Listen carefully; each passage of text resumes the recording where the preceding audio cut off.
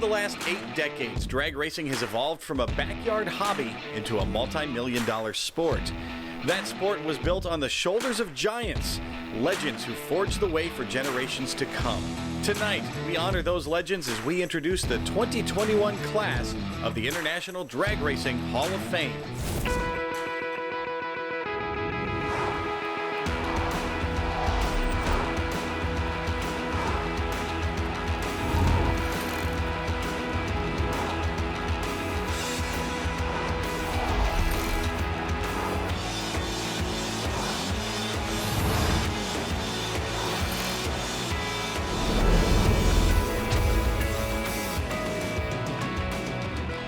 This is the Don Garlits Museum of Drag Racing in Ocala, Florida, home to some of the most fascinating and important machines in all of motorsports. The museum is also home to the International Drag Racing Hall of Fame, and here to introduce the first inductee into this year's class is Big Daddy Don Garlits himself. John Tarzan Austin, he's the man behind Tommy Ivo, which everyone knows. Tommy Ivo needed a person with talent. He needed a bodyguard, he needed a mechanic, and he needed a driver. Tarzan filled the bill for all of this. He drove Ivo stuff around the country for millions of miles. Never had an accident that I know of. His engines were very reliable, so Tarzan must have done a pretty good job with the engines. And, you know, most movie stars need a bodyguard because there's some crazies out there, and Tarzan kept Ivo safe. So, over the years, for all of that service, he certainly deserves to be in the International Drag Racing Hall of Fame. I hope on the monument at the museum that it's inscribed Tarzan, because I think John Austin is not going to do it. It has to be Tarzan. And the name Tarzan, Ivo said basically it was because of his voice. I mean, that was enough, you know, and plus his physical presence. He was a big guy. He was a strapping, fit dude. And Tommy Ivo credits much of his career to John Austin. He raced with Ivo for 6 full years. And that was a tough deal because it was just a barnstormer era. And Tarzan was right in the middle of it. One thing Ivo said, he kept Tarzan around as a bodyguard and he scared the hell out of Prudhomme. He said Prudhomme didn't want any part of Tarzan. But my wife always called him a teddy bear. One of his biggest achievements was in 1971 as a crew chief when Arnie Baling won the Summer Nationals at York. He drove the Hot Tuna car. I don't know if you remember that car. He drove the Kentucky Shaker. He was involved with the Frakes and Funk guys. Tarzan's having health issues like a lot of people our age. He would like to have been here this week. He just couldn't make it. But Tommy Ivo wrote some words he wanted me to relate to you about Tarzan. He says, I just want to offer my heartiest congratulations to my brother that I adopted over the years, Tarzan. To even just casually meet him, a person would instantly figure out what a likable and talented guy he was. And I had the privilege of traveling on the road with him for 6 years.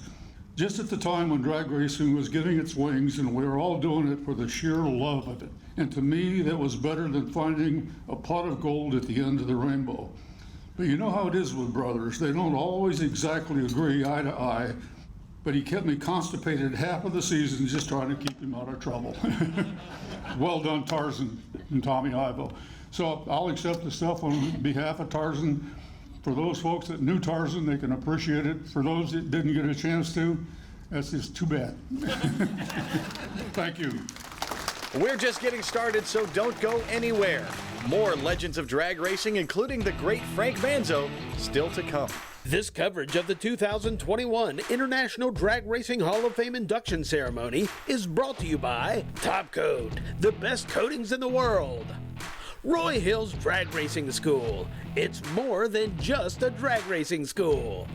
And by Magic Creeper, the most versatile creeper ever. The Logee Brothers, Ron and Jean, two of the nicest guys you'd ever want to meet. But let me tell you something, they built some super parts. They go all the way back to 1960. Every Garlits car that was built from 1960 through 1967 had Logee parts on it. Front torsion bars, roll bars, all the stuff they made, everything. They built some wonderful cars besides. They built the car that Coletta drove at the 1962 U.S. Nationals that I got in and set the world record. And Bernie Partridge called me Big Daddy. Been there ever since. A Logee car. This was the epitome of drag racing for the Logee Brothers. This small block Chevy with this streamlined body, injected, no supercharger, was able to outrun top fuel Chrysler-powered nitro-burning dragsters. It was the terror of the drag strip. It weighed almost 800 pounds, ready to go to the line, all designed by the Logee Brothers. It is my utmost pleasure to introduce them into the International Drag Racing Hall of Fame. They deserve it. I'll tell you, I'd rather be upside down and on fire than standing up here, but I'll do my best. Ron and Jean Logie, two men who changed the face of drag racing. They managed near total domination of the funny car racing in '66 and '67. It all stemmed from Logie Stamping Company, founded by their father, Maurice Logie, who immigrated from Belgium to the US to seek his fortune. By the early 60s, they had built several race cars. One of the first was for Connie Coletta, clocking speeds in excess of 180 miles an hour. They had also rocked the race world in 1964 at Fremont with their newest creation, the Giant Killer, sea-fuel dragster powered by a 389 cubic inch small block Chevrolet running on 100% nitro with Jim Marsh driving, turned an astounding 792 at 187.92. By the mid-60s, they inked a secret deal with Mercury to build several lightweight Comet funny cars. The revolutionary flip-top bodies generated a boom in the competition products division. And most importantly, Logee chassis were affordable. Ron and Jean's innovations, after 50 years, are still an influence on the sport today. Ron and Jean Logie, their innovations, kindness, friendship, sincerity, and their dedication to the sport. They were, in my opinion, the best in the business. Our next inductee is Frank Ace Manzo, one of the winningest top alcohol funny car drivers of all time. He dominated the sport for over 5 decades, and this was his favorite brand, funny cars.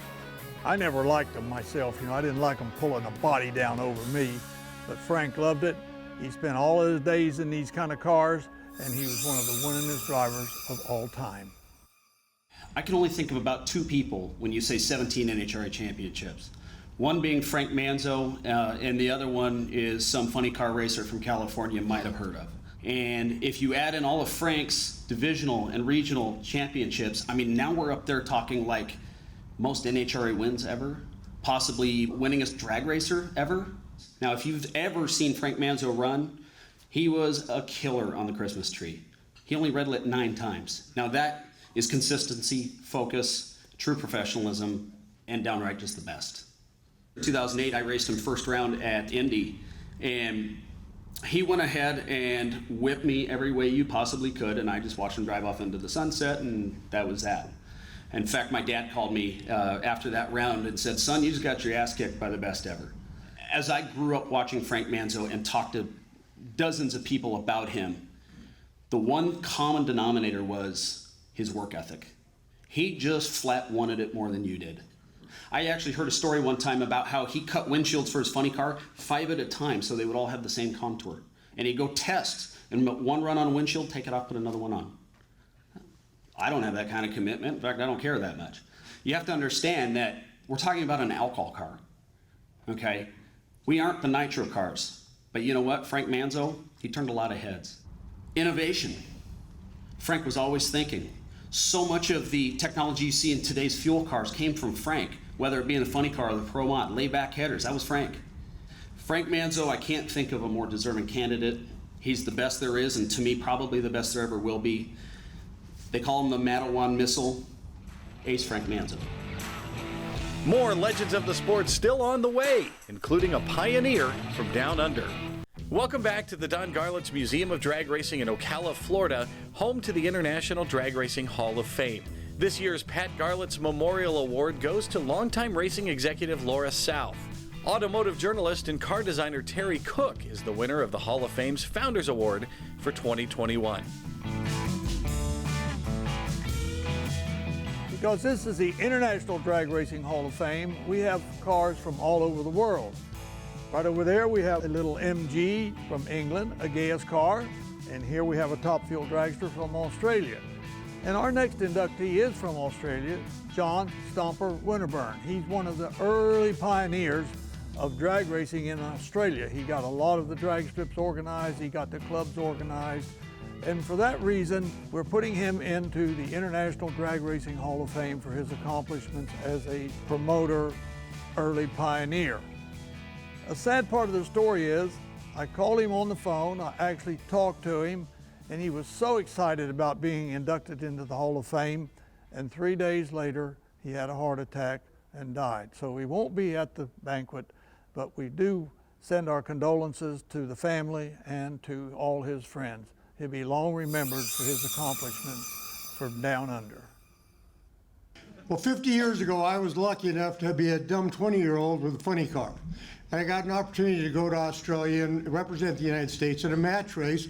So we've been notified that we're going to be taken care of by one of the most important people in drag racing in Australia, a guy named John Stomper Winterburn. And I thought, okay, cool. You know, he probably knows, you know, how good the track is, what the air is, what the tune-up should be, what tire pressure we should run. Showed up, he knew none of that. Zero. Didn't care about knowing any of that. But he took care of us like you couldn't believe. What he did was love drag racing, and he loved the people in drag racing. And he was an organizer and a fixer. And anything needed to be taken care of, John did. I remember one time we're coming back from Townsville in the outback in the middle of nowhere, where the old tow bar on the trailer started to break. So you go into a little town there, all there is pub and a gas station. This guy shows up and says, you know, I just live down the road a piece. I've got a welder, I've got some steel back there, you guys can go and fix your stuff. So we pull in there. John doesn't know anything about cars, welding, anything like that, so guess who's gonna do it? I am, right? So I'm down there, got the wire feed fired up, welding the tongue back together with his steel. All of a sudden I get a tap on the back of the shoulders. Look up at John, he says, I turn around, there's a guy with a shotgun aiming at us, right? What in the hell are you doing in my shed, stealing my equipment? Wrong house. It was nice, the welder was right where we said it was gonna be, you know? John's the type of guy that not only kept us from getting shot, charmed the guy in such a way that he brought us in, had his wife cook us dinner, gave us a beer, gave us all the stuff, and sent us on our way. And he was just the type of guy that it didn't matter what the problem was, he had a way of fixing it. And he loved drag racers. He was involved in every aspect of that sport for over 50 years. One of my truest friends and one of the best people ever happened to drag racing. He could fix anything. John, if you were here a year ago, you would have fixed this damn pandemic and we'd have raced all last year. Thank you. Our next inductees are Bob and Shirley Sullivan. It was a husband and wife team out of Kansas City, Kansas. And this car was the epitome of their career, in my personal opinion, because this is the car that won the AHRA Nationals, which would be equivalent to the NHRA US Nationals, in Kansas City in 1959. It actually beat me in the final round. But this car sat in his garage for years and years, and I didn't know that. And about 25 years ago, I went to visit them before they passed away, and here it was, and they said, how would you like to have this car for the museum? I couldn't believe it. I was overwhelmed, because this is one of the most beautiful cars that was ever built back in those early 50s. And it ran for a very long time, 5 or 6 years. And you can see how it is copied after the sprint cars of that era, because that's where we got our ideas for drag racing. So here it is, and we welcome Bob and Shirley Sullivan to the International Drag Racing Hall of Fame. So Bob and Shirley Sullivan were drag racing pioneers, novads, and innovators. They raced 9 Pandemonium cars from 1956 to 1974. Bob was focused and goal-oriented. Shirley was the smooth touch, and most importantly, she counted the money. Bob and Shirley raced locally in Kansas City, Kansas in 1954 to 1955 in the Yellow Banana. They won the NHRA Midwest Regionals in Shribner, Nebraska, and set a new strip record. Based on the commotion, Shirley called the next car Pandemonium. Pandemonium 5 was the first steel-bodied street car to drop a top fuel motor into it and compete at the 1965 U.S. Nationals. NHRA did not know what to do with the car and put it in B fuel. Many argue this top fuel-powered, barely controllable direct drive monster was the first funny car. I believe that, as well as the NHRA Museum, that the funny car developed in parallel paths through the engine jack and through the flip-top Logee chassis path. When we come back, he was a TV reporter by day, and by night he was winning drag racing trophies all over the country. This coverage of the 2021 International Drag Racing Hall of Fame induction ceremony is brought to you by Steel Rubber Products, quality crafted rubber parts and weather stripping, Borla, the world's most winning exhaust, and by RockAuto.com, all the parts your car will ever need. Photographs for this year's show provided by Richard Shute at Auto Imagery. Over 1 million drag racing images spanning 6 decades of the sport. Find them all at autoimagery.com. This is the monument for the Hall of Fame that the inductees get their name engraved on. This is 26,000 pounds of paint granite, and it was very graciously donated to the museum and the Hall of Fame by Sandy and Larry Miner. Brett Kettner is our next inductee. His name is already engraved on here. But let me tell you a little something about Brett Kettner. He is a walking encyclopedia of drag racing, everything. He knows all the strips, where they are. In fact, he's writing a book about all the drag strips in America. And he knows so much about every drag racer, it is incredible that it's all in his mind. And there's another little thing about Brett that I really like. I used to do a lot of work with him in TV. And he would always rent the same kind of Ford. And then he would find a bracket race nearby and go win the money. Welcome Brett Kettner into the International Drag Racing Hall of Fame. So let me go over 10 reasons why Kettner's going into the International Drag Racing Hall of Fame.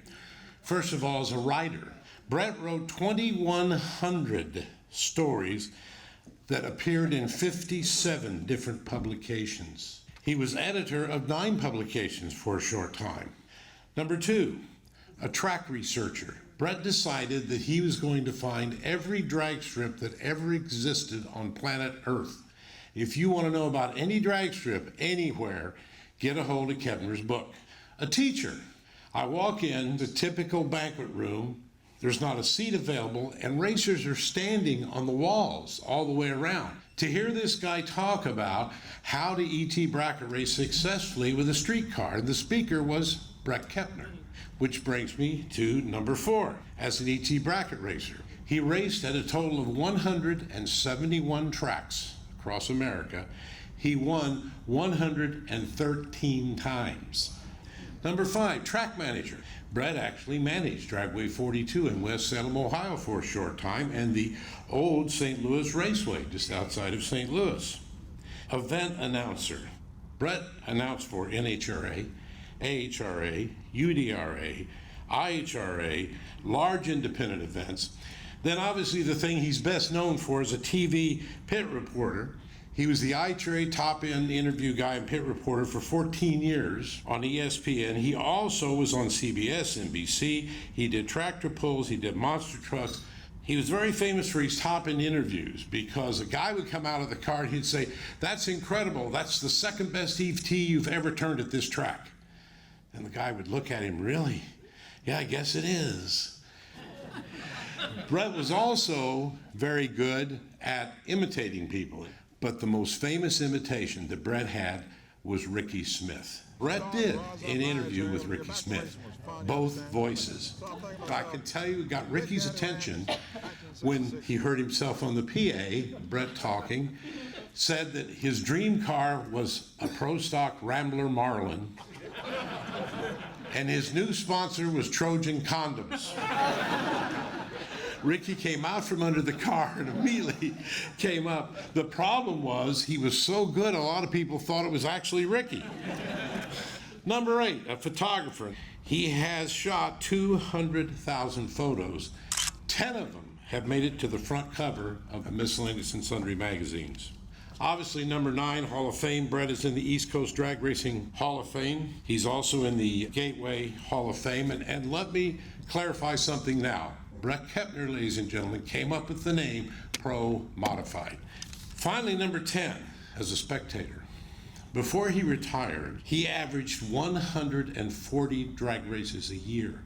His highest year was in 1998 when he attended 167 drag races.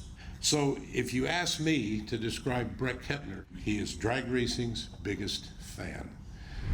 What all this boils down to is the fact that obviously for the vast majority of my life, I've spent every waking moment in drag racing. There have been a tremendous amount of people that have made this life so special. I got to spend time with and learn from the greatest promoters this sport has ever known, and who really knew what it was to present a happening as opposed to just a drag race. Most importantly, the one person in my life who I didn't meet at a drag race, Mary Ann Schultz, who has literally saved my life in bad health situations, who is my closest friend, my confidant, my everything. Ladies and gentlemen, from the bottom of my heart, I thank you for what I consider to be the greatest honor that our sport can bestow. Thank you all. We hope you enjoyed this year's induction ceremony for the International Drag Racing Hall of Fame. Thanks for tuning in. Until we do it again next year, so long from Florida.